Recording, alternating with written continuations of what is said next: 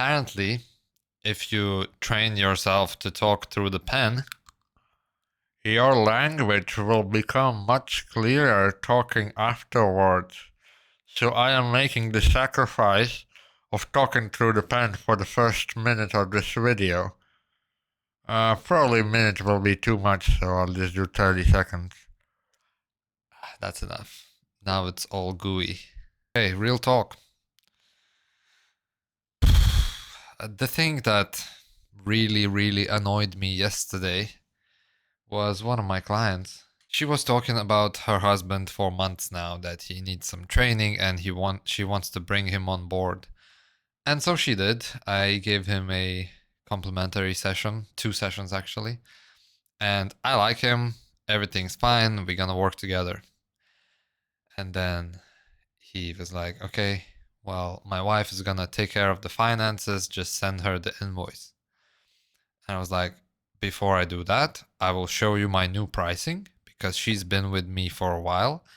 And since the new year hit, I increased my prices. I showed them the pricing and it was $20 more than she's paying. And he's like, okay. And then I meet her the next day. We talk about it and I asked her about the invoice. How should I do it? Does she want to pay all in one go? Does she want to split it? And she's like, it is too expensive for them. And I understand that she's retired. They are both retired. They're not working. They're not receiving any income. I'm assuming they're getting pension or some sort of government pay. But yeah, she was stingy. And it sounds pretty bad. And she actually disappointed me in that regard because I was being such good trainer for her and I was giving her so much free shit and just giving this complimentary service. And yes, one might expect that it all comes from for whatever they pay me, this all this value. And I guess they don't comprehend how much work I put in my work and how much effort goes into it and how many hours I spend on each client. And yes, this lady was one of my first clients in my gym and I was hugely discounted and I was underselling myself. And I think my main mistake was that once I increased the prices, I didn't tell her because I consider these clients my legacy clients. So that was one of the mistakes. So if I would have let her know, then she wouldn't be hit by surprise right now. And so they don't want to pay me that much. So I'm not sure what's going to happen now because I gave her another extra discount because it was a referral. So I gave them a referral discount. It's not much, but it's something. So I'm giving you something so we both win, all right? Because I'm not going to give you the legacy price. That just doesn't make any sense. If I do it for one person, I would have to do it for everybody. And there are people who are paying me the price that I deserve or the price that I ask them because they can see the value. And obviously, either this client doesn't see the value or I wasn't properly communicating the value to them. And yeah, I got really annoyed because of this. And it's a lesson. I always try to see every hiccup that I come against as a lesson and try and find the learnings from it. And I am interested to see what's gonna happen because I'm not changing my prices. So now the husband is gonna have to take care of it. So I'll have to communicate with him now about that.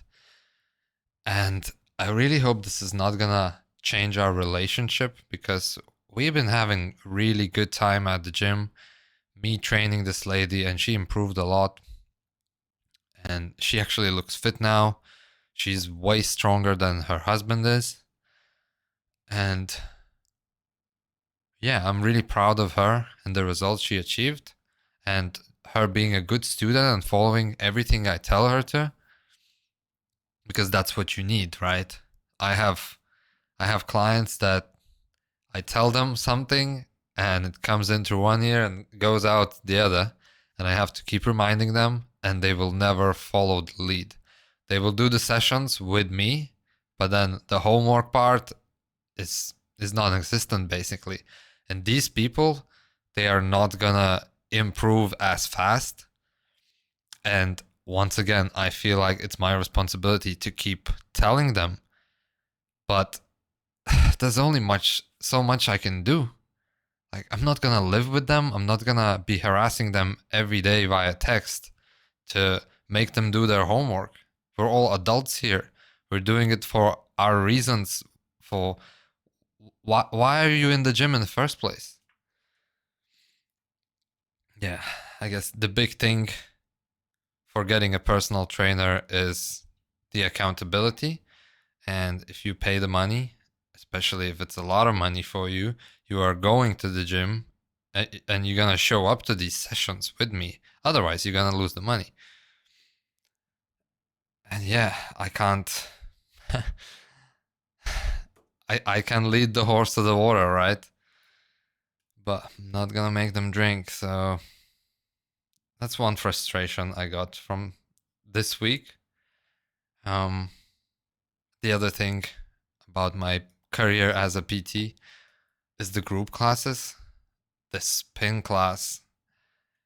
I took a spin class as a challenge, and now it's been 3 weeks. And I must say, I'm not really enjoying it. And it's a weird thing to do, spin class. So now I decided that I will just be improvising, because preparing for the class and trying to find the right music and trying to come up with stuff that wouldn't be boring for the people in the class is taking so much of my time. For the first two classes, I probably spent 5 hours each.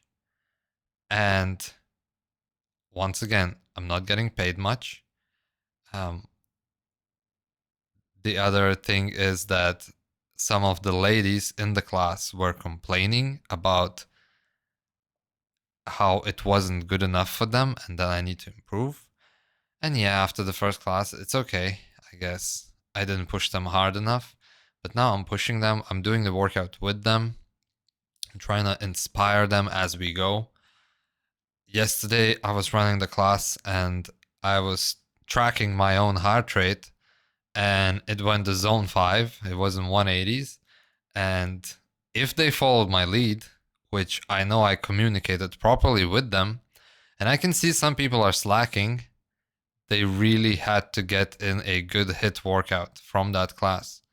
So it doesn't matter how prepared I am, and I know I'll become more confident and better with each class because I'll have more experience. And I think I was just not feeling ready for these classes. But even if I am ready, it's never go to plan. And I learned a few things, like the music I choose. Any song that's less than 3 minutes is not long enough. So now I'm trying to find songs over 4 minutes. And just the song search, just choosing the genre, trying to find the tracks that I know or I like. Because you have to know the tracks to know when to tell people to react to it. To be a good leader in the spin class, you have to know your tracks.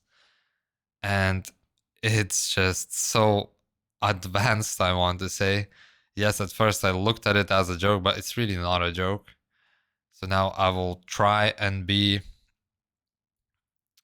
just selective throughout the week and trying probably new genres.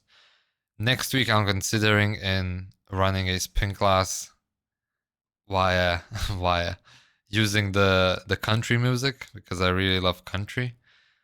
And so we'll see what happens. I guess as long as we're having fun in the class and I am vibrating good energy, I think everyone should be happy because the first week there were 15 people showing up. The second week, I think there were 16 people showing up. And then this week there were only 11. But all those 11 people, they were in every single class. So I'm guessing they are my regulars. And the class is going to keep running because we have this much people. And I think the rule is that it has to drop below 5 for a couple of weeks before they completely get rid of the class. And I don't want this to happen. I think it's a good workout.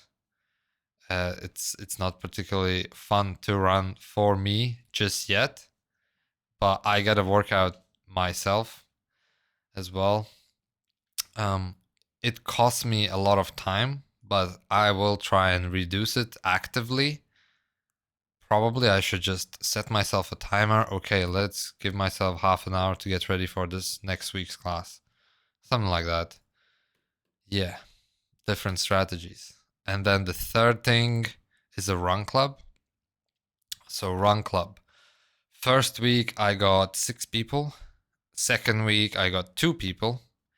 And now the third week there were 4 people in the club. And I'm not sure what's gonna happen because they are not paying me. So this is still a test for me. And also I spend a lot of time. But I'm enjoying this one. Run club I do enjoy because it's my baby and I want to become a professional running coach and I need to coach people in person. Just like with PT, when you see somebody in person, everyone is individual and everyone is different in their own way. So I will see these different patterns in people and I will learn to coach in different styles because I have the knowledge, I have the theory. Now I just need to apply it. And this in-person experience in coaching people in the run club should give me that. And hopefully the club will grow and I won't need to kill it. But also I don't want to run a charity because I guess it's repetitive and people just not gonna be accountable. There are 2 guys that been in every single class, so I think that they will be coming for long term, but others obviously are flaky. So we will see. We will see about that. It sounds like I am orientated towards this money thing, and it's only because I'm running a business here and I want my business to succeed because that's another baby of mine, right? I want my babies to succeed. So, business is not a business if it doesn't make any money. I could look at it as marketing techniques and strategies, but I don't even know how to use it for marketing. Yes, they're gonna see me as a coach and maybe someone will eventually would come up with me and say, "Hey, I would like to try you as a PT." But in PT world, it doesn't really work that way. I was talking in the other video about the cost of becoming PT. And in that video, I said that no one's going to come to you. You have to find your own clients. So I will have to come up with some sort of strategy to at least offer maybe people that they can get 2 or 1 complimentary session with me if they would like. And maybe I can convert them in paying clients and hopefully I can vibe with some of them. Yeah.